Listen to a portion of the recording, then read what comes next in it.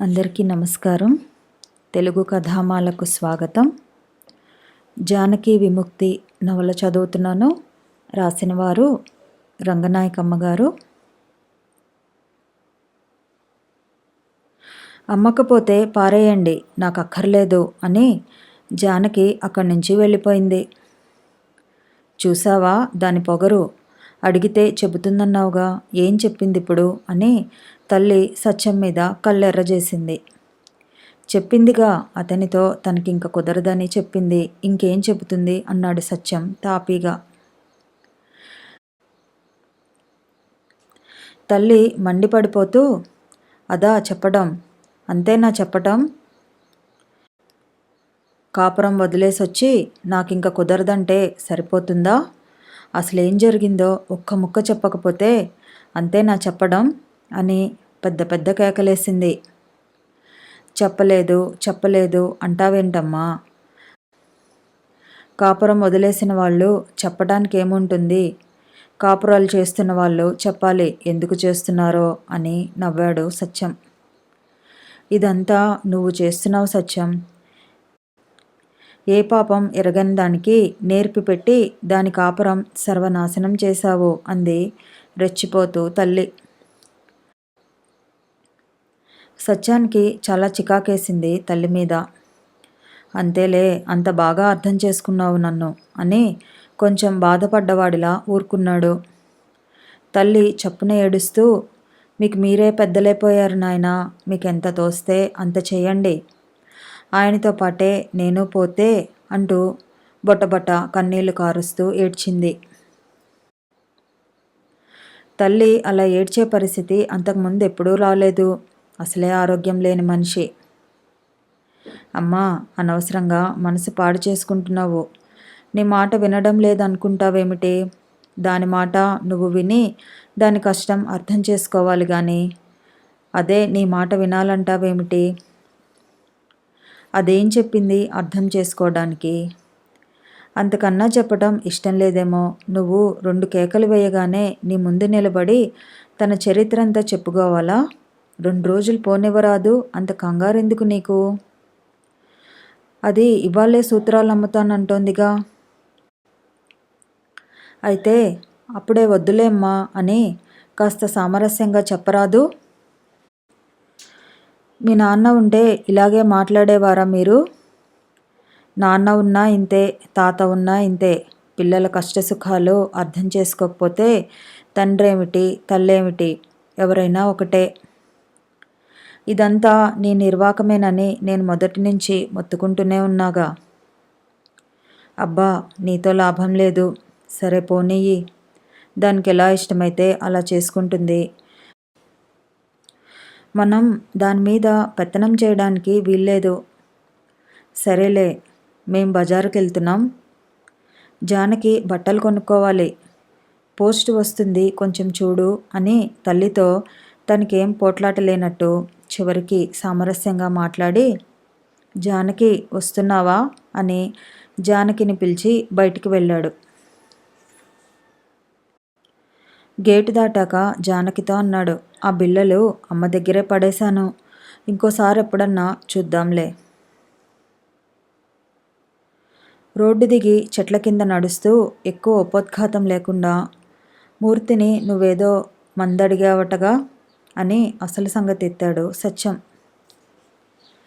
జానకి సిగ్గుతో ప్రాణం పోయినట్టయింది. మూర్తి డాక్టర్ కాబట్టి చెప్పింది కానీ, మూర్తే నీతో మాట్లాడాలనుకున్నాడు కానీ చాలా పనులున్నాయని వెళ్ళాడు. నన్నే మాట్లాడమన్నాడు. అవసరం పడ్డప్పుడు మాట్లాడుకోవాలి జానకి. తప్పేం లేదు, నిన్ను మళ్ళీ ఒకసారి ఆలోచించుకొని చెప్పమన్నాడు మూర్తి. జానకి అతి కష్టం మీద నోరు పెగల్చుకుని నిన్న చెప్పాగా అంది. చెప్పావనుకో, కొన్నాళ్ళ తర్వాత ఇలా చేసుకున్నందుకు బాధపడితే? నేనేం బాధపడను, నాకు ఇష్టం లేదు. పిల్లలంటే నీకు చాలా ఇష్టమేనే, నాకు బాగా తెలుసు. అతని పిల్లని ఉంచుకోవటం ఎందుకనేనా? ఆ మాటే అన్నావట కదా. అతని పిల్లేమిటి, నీ పిల్ల కాదా? అతని పిల్లే అంటారు అందరూ. అంటే అంటారు, ఆ మాట లెక్క చేస్తావా? అయితే నువ్వు అతన్ని వదలటం తప్పే అంటారు. పిల్లలు తండ్రికి చెందే వాళ్ళేనని తల్లి కూడా అనుకోవటం తనని తను హీనపరుచుకోవటం కాదు. అతనితో సంబంధం ఉన్న పిల్లని పెంచాలని లేదు నాకు. నిన్న నేను ఇలాగే మాట్లాడితే మూర్తి ఒక మాట అన్నాడు. అప్పుడు నా కళ్ళు తెరుచుకున్నాయి. ఈపాటికే పిల్ల పుట్టి ఉంటే ఏం చేసేదానివి? అతనితో సంబంధం ఉందని అతనికే వదిలేస్తావా పిల్లని? లేకపోతే చంపేస్తావా? జానకి ఆశ్చర్యంగా చూసింది. కాసేపటికి అంది, అది వేరు. పుట్టేసిన పిల్ల మీద ప్రేమ ఉంటుంది. నాకిప్పుడేం ప్రేమ లేదు దీని మీద. ప్రేమ ఉంచుకోకూడదనుకున్నావు కాబట్టి లేదు. అసలు పొరపాటు ఎక్కడుందంటే మనుషుల్ని గుర్తించవలసింది తల్లుల్ని బట్టి తండ్రులను బట్టినా? మనుషుల్ని ప్రేమించేది ద్వేషించేది వాళ్ళ స్వభావాలను బట్టి కానీ వాళ్ళ తల్లిదండ్రుల స్వభావాలని బట్టా? వెంకట్రావు మీద అసహ్యమైతే అతన్ని వదిలేశావు, సరిపోయింది. అతనితో సంబంధం ఉంది కాబట్టి ఆ పిల్లని అతని మీద ఉన్న అసహ్యంతో చూస్తామా? అదేం న్యాయం? పిల్ల ఉంటే ఆ పాత సంగతులన్నీ గుర్తొస్తూ ఉంటాయి కదా అనుకుంటావేమో. పిల్ల లేకపోయినా గుర్తొస్తూనే ఉంటాయి. వస్తే రానియ్యి. అక్కడ గడిపిన జీవితానికి నీ దృష్టిలో విలువేమీ లేకపోతే క్రమంగా అది నీ జ్ఞాపకాల్లోంచి పోనే పోతుంది. జానకి శ్రద్ధగా వింటున్నట్టే కనబడింది. ఇంకో విషయం ఏమిటంటే నేను ఊరికే మాట వరుసకి చెప్తున్నాను. కొంతకాలం పోయాక నువ్వు మళ్ళీ పెళ్లి చేసుకుంటావనుకో. జానకి అదిరిపడి మొహం జేవురించుకుంది. పోనీ నీ సంగతి కాదు. ఇలాంటి పరిస్థితిలోనే ఇంకో అమ్మాయి ఉందనుకో. తర్వాత మళ్ళీ పెళ్లి చేసుకోవాలంటే ఈ పిల్ల అడ్డం కాదా అని ఆ అమ్మాయి అనుకుంటుంది అనుకో. తన బిడ్డని అడ్డం అనుకునేవాడి మొహం అసలు ఆ అమ్మాయి ఎందుకు చూడాలి? నిన్ను నీ బిడ్డతో సహా ప్రేమించేవాడే నీ ప్రేమకు అర్హుడవ్వాలి. అలాంటి ఉన్నత భావాలున్న వ్యక్తి తటస్థపడకపోతే జీవితమంతా ఒంటరిగా ఉండాలి కానీ సామాన్యుడితో రాజీపడి బతకూడదు. ఒక మూర్ఖుణ్ణి తిరస్కరించి ఇంకో మూర్ఖుణ్ణి దాసోహం చేస్తే మొదట చేసిన పనికి అర్థమేముంటుంది? ఛీ, నేనలా చెయ్యను అంది జానకి చాలా అవమానపడ్డట్టు ఆవేశంగా. చెయ్యకూడదు. అందుకే చెప్తున్నాను. ఎవరి జీవితం వాళ్ళకి అమూల్యమైంది జానకి. దాన్ని నీచుల చేతికి అప్పగించకూడదు. నీ భావాల్ని నువ్వు ఎంత ఉన్నతం చేసుకుంటే నీ జీవితాన్ని అంత ఉన్నతంగా ఉంచుకుంటావు. అంత ఉన్నతమైన వ్యక్తినే జీవితంలోకి రానిస్తావు. నీ సంగతే కాదు, నా సంగతైనా అంతే. ముందు మనల్ని మనం అభివృద్ధి పరుచుకోకపోతే ఉన్నతంగా బతకలేము. జానకి అవసరమైన విషయాలు ఇంకా కొంతసేపు మాట్లాడాడు. సత్యం మాట్లాడిందంతా జానకి శ్రద్ధగా వింది. పిల్ల కావాలనో అక్కర్లేదనో ఒక్క మాటైనా అనలేదు. రేపు సాయంత్రం వస్తాడు మూర్తి. ఆలోచించుకొని చెప్పు. నీకెలా ఇష్టమైతే అలా చేద్దాం. జానకి మాట్లాడకుండా లేచింది. ఇద్దరు బట్టల కోసం బయలుదేరారు. 2-3 షాపుల్లో చూస్తే జానకి ఇష్టమైన సింపుల్ డిజైన్లు దొరకలేదు. చిన్న అంచులుండే చీరలు చూపించండి అని ఒక షాపులో అడిగితే షాపు మనిషి జానకిని సందేహంగా చూసి, విడోస్ కోసమా అని అడిగాడు జానకి మెడవైపు చూస్తూ. సత్యానికి నవ్వొచ్చి జానకి ఏం చెప్తుందో చూద్దామని మొహం రోడ్డు వైపు తిప్పేసి అక్కడేదో చూస్తున్నట్టు నిలబడ్డాడు. జానకి కూడా కొంచెం నవ్వి అవును అంది. అంత చిన్న వయసులో విధవ అయిపోయిన జానకిని చూసి షాపు మనిషి చాలా జాలిపడి షాపులో ఎక్కడో కందకాల్లో పారేసిన చీరలు కొన్ని బయటికి లాగి పట్టుకొచ్చాడు. అవి నచ్చలేదు జానకి. వాటి అంచులు కూడా 1/2 మీటరేసి వెడల్పున్నాయి. మీటరేసి వెడల్పు లేకపోవడం వల్లే అవి మూల అరల్లోకి పోయాయి. ఇంతకన్నా చిన్న అంచులున్నవి కావాలండి అంది. ఈ చాదస్తపు విధవని చూసి షాపు మనిషి చాలా ముచ్చటపడి విసుక్కోకుండా అడుక్కి దిగి ఇంకో దొంతర పట్టుకొచ్చాడు. అవి నాగరిక స్త్రీలకి పనికిరాకనే షాపు వాళ్ళెప్పుడో వాటిని ఆ మూలల్లోకి విసిరేశారు. వాటిల్లో జానకి ఒక చీర నచ్చింది. సన్నని అంచు, చిన్న చిన్న పువ్వులు, లేత రంగు. ఈ రోజుల్లో ఇలాంటి చీరలు ఎవరు కడుతున్నారమ్మా అని వాపోయాడు షాపు మనిషి. ఆ షాపులోంచి బయటికి వస్తూ అన్నతో అంది జానకి. ఈ ఉపాయమే బాగున్నట్టుంది. విధవల కోసం కావాలని అడిగితే కాస్త ఓపిగ్గా చూపిస్తారు. విధవలు లేత రంగులే కట్టాలా, చిన్న అంచులే కట్టాలా అని ఎదురు ప్రశ్నలు వేస్తే వాళ్ళు నీలాగా మాట్లాడర్లే వాళ్ళు అని నవ్వింది జానకి. ఇంకో 2 షాపులు తిరిగితే ఇంకో చీర దొరికింది. మిగతా బట్టలు కూడా కావలసినవి తీసుకుని చెప్పులు తీసుకుని తిరుగుముఖం పట్టారు. ఇంటికి రాగానే చేతిలో ప్యాకెట్లు తల్లి దగ్గర పడేసి జానకి వాకిట్లో ఎండలో కూర్చుంది. చీరలు విప్పి చూస్తూ సుందరమ్మ పెట్టెడు బట్టలు అక్కడ పారేసి వచ్చి ఈ అనాకాని గుడ్డ ముక్కలు కొనుక్కుంది అని మళ్ళీ కళ్ళనీళ్ళు పెట్టుకుంది. సుందరమ్మకి కళ్ళనీళ్ళు ఎప్పుడూ సిద్ధంగా ఉంటాయి. కాసేపటికి సుందరమ్మ విచారం సంతోషంగా మారింది. జానకి ఎండలో కూర్చోటం చూస్తే ఏదో సందేహం వచ్చింది. నిన్న వచ్చినప్పటి నుంచి కూతురు సరిగ్గా అన్నం తినకపోవటం, మాటికి మాటికి వికారపడుతూ వాకిట్లోకి పరిగెత్తటం చూస్తుంటే హఠాత్తుగా తట్టింది. ఆశ్చర్యపోతూ కూతురి కోసం చూసింది. జానకి లోపలికొచ్చి పడుకోగానే కొంచెం చొరవ చేసి ఎన్నో నెలే, అందుకేనా అంత నీరసంగా ఉన్నావు అంది. తనే ధృవపరుచుకొని గుండెల మీద కుంపటి దిగిపోయినట్టు తేలిగ్గా ఊపిరి పీల్చుకుంది. ఇంత జరిగాక కాపురం ఎలా వదిలిపెడుతుందిలే, ఆయన ఎలాగా వస్తాడు. ఇది కాస్త గొడవ చేసినా కోపం తగ్గగానే ఎలాగా బయలుదేరుతుంది. అదంతా యథావిధిగా జరిగిపోతుందనుకుంటే ప్రాణం ఎంత తేలిక పడిందో సుందరమ్మకి. అమ్మా, ఉత్తరాలు ఒక్కటి కూడా రాలేదా అని సత్యం అప్పటికి 4వసారి అడిగాడు ఇంటికొచ్చాక. రాలేదు చెప్పాగా. అసలు పోస్ట్ మ్యానే రాలేదా?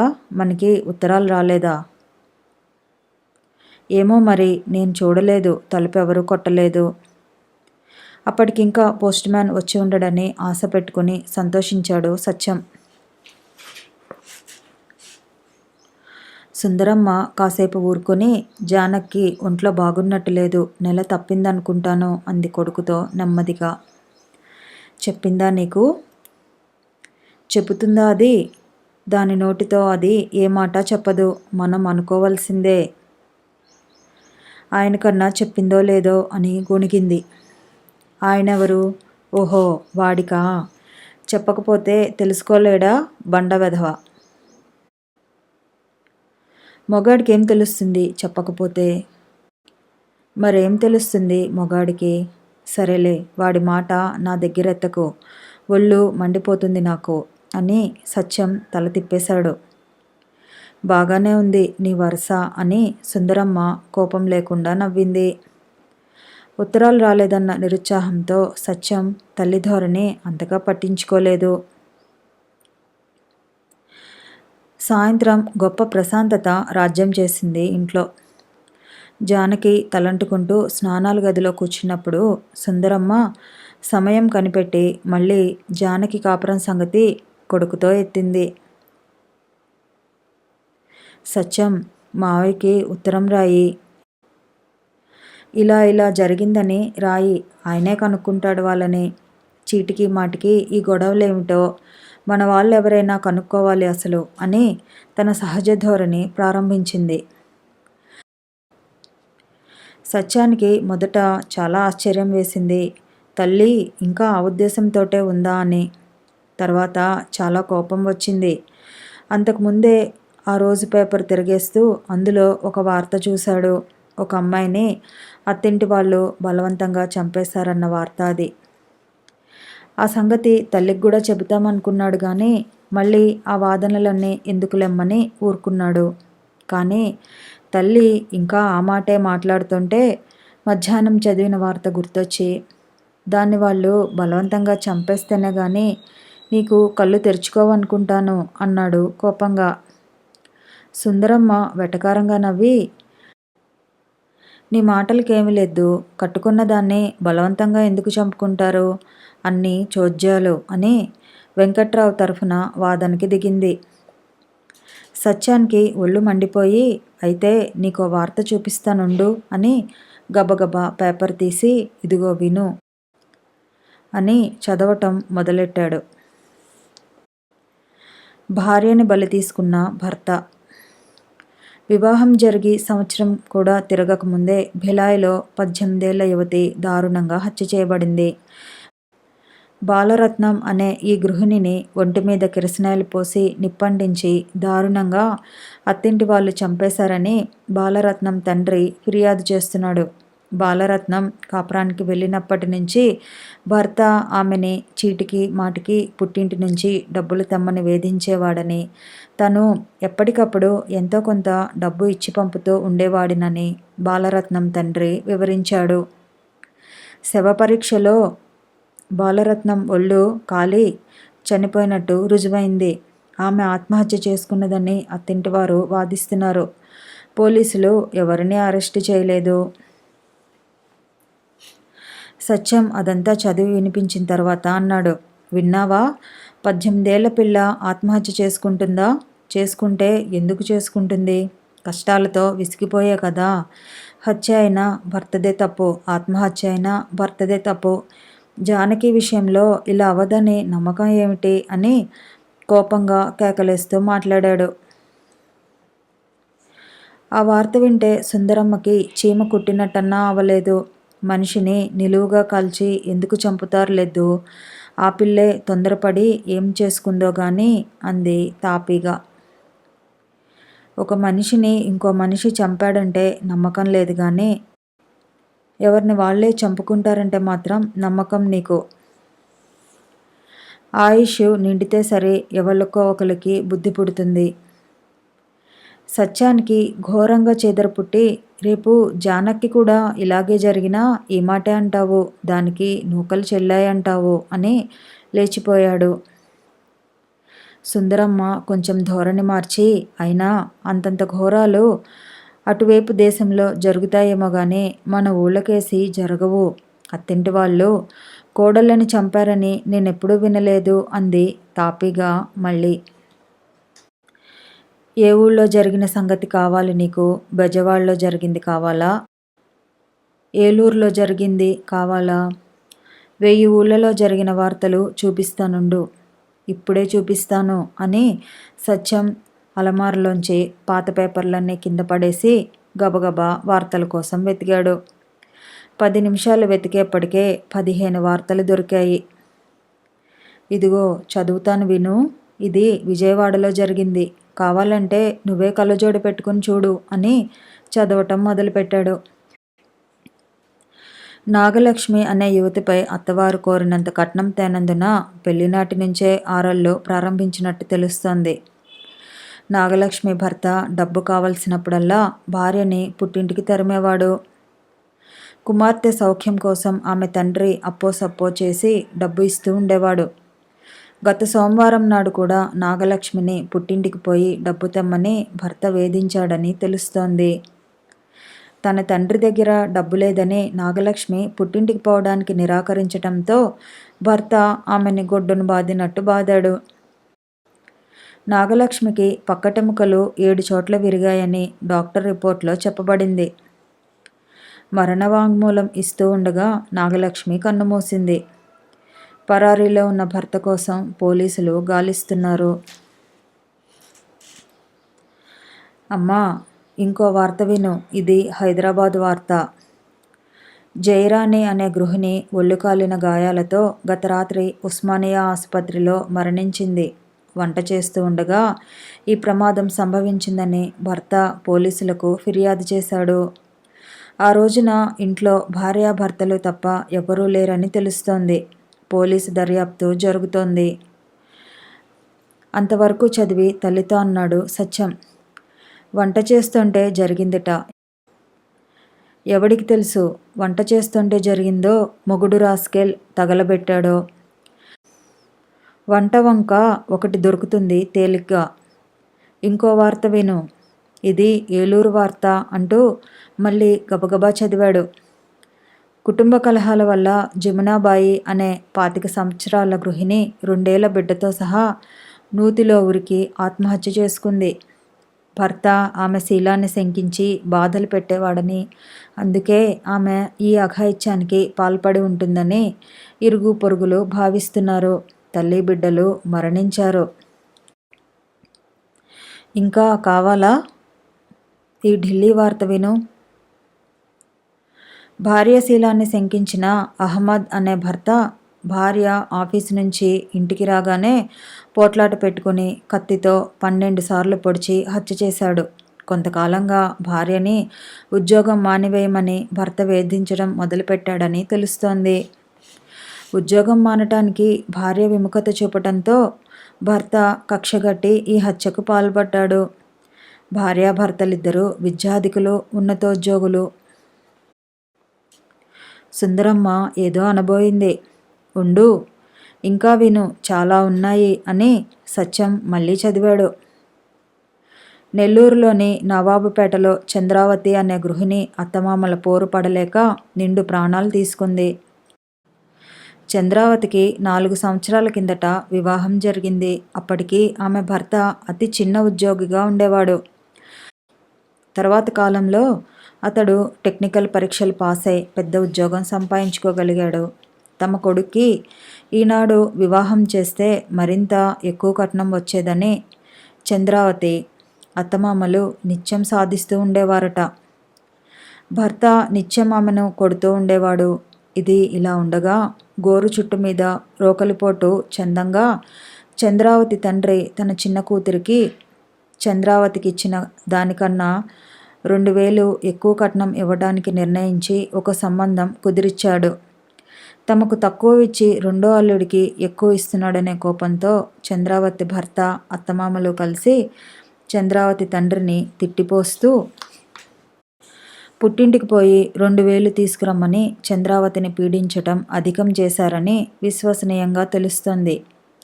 గృహంలో పోరు భరించలేక చంద్రావతి ఏడాది బిడ్డను వదిలి విషం తాగి ఆత్మహత్య చేసుకుంది. ఈ సంఘటన గత నెల 20 తారీఖున జరిగింది. చంద్రావతి మరణవాంగ్మూలం రికార్డు చేయబడింది. ఆ వార్తలు చదువుతుంటే సత్యానికి కళ్ళు చెమర్చి కంఠం పట్టేసింది. బరువెక్కిన కంఠంతో వార్తలన్నీ చదివేశాడు. విన్నావా అమ్మా? ఇప్పటికైనా నమ్మకం కుదిరిందా? ఇలాంటి పనులు మన ఊళ్ళకేసి జరగవన్నావుగా. అన్నీ మొగుళ్ళు చేసిన హత్యలో వాళ్ళ బాధలు పడలేక విసిగిపోయి భార్యలు చేసుకున్న ఆత్మహత్యలో ఎలా జరిగినా భర్తే కారణం. ఎంతసేపు డబ్బు మూటలు తెమ్మంటాడు, లేకపోతే శీలం పోయిందంటాడు. ఇది అది కాకపోతే తన పెత్తనానికి లొంగలేదంటాడు. ఢిల్లీలో భార్యని పొడిచినవాడు చేసింది అదేగా. ఆడదాన్ని కుక్కలాగా ఇంట్లో పడి ఉండమంటాడు, తను పడేస్తాడు. ముష్టి తిండి, రోజుకొక పూట. తనతో సమానంగా చదివినా ఇంకా ఎక్కువ చదివినా భార్య కొంపలోనే ఒక మూల కూర్చోవాలి. తన అధికారం కింద ఆ మనిషి దాసి దానిలా బతకాలి. జానకిని వెంకిగాడు పరీక్షలకి చదవనివ్వకుండా చేసింది అందుకేగా. చదువు మొదలు పెడితే దానికి ఎక్కడ జ్ఞానం వస్తుందో, ఎక్కడ స్వతంత్రంగా బతికే శక్తి వస్తుందో అని ఏడుపు వాడికి. భార్యలు ఎక్కడ తెలివి మీరిపోతారోనని కుళ్ళి చస్తూ ఉంటారు వెధవలు. అలాంటి వెధవతో ఇంగితం ఉన్న ఆడదెవత్తి కాపురం చేస్తుంది? గతిలేక చెయ్యాలి గాని. ఆ మధ్య ఇంకో ఘోర వార్త చదివాను. అది ఇక్కడ కనబడటం లేదు. ఆ పేపర్ ఏమైందో? కలకత్తాలో ఒక ఇంజనీరు భార్యని 12వ అంతస్తు మీద నుంచి తోసి చంపేశాడు. ఎందుకనుకున్నావు? ఏదో వజ్రాల ఉంగరం ఇవ్వలేదట వాడికి. వాచీల కోసం, ఉంగరాల కోసం, రేడియోల కోసం, స్కూటర్ల కోసం వాళ్లకు దేని మీద మోజుంటే దానికోసం అత్తింటి వాళ్ళ దగ్గర నుంచి తేరగా లాగాలని భార్యల్ని పీడించి చివరికి వాళ్ళకి విషాలు పెట్టి ఉరులు తీసి ఒళ్ళు కాల్చి నూతుల్లోకి తోసి కత్తులతో పొడిచి మేడ మీద నుంచి గెంటి చంపడానికి ఎన్ని మార్గాలుంటే అన్ని మార్గాలు ఉపయోగిస్తారు భర్తలు. వాళ్ళ చేతులతో వాళ్ళు చంపకపోతే భార్యలే ఆత్మహత్యల వైపు పరిగెత్తేలాగా చేస్తారు. రెండూ ఒకటే. పేపర్లలో పడ్డవి ఇవి, పడనివి ఎన్నో, ప్రపంచానికి తెలియనివి ఎన్నో. కథ కొనసాగుతుంది. మళ్ళీ కలుసుకుందాము. ఈ వీడియో నచ్చితే లైక్ చేయండి, షేర్ చేయండి, కామెంట్ చేయండి, ఛానల్ని సబ్స్క్రైబ్ చేయండి.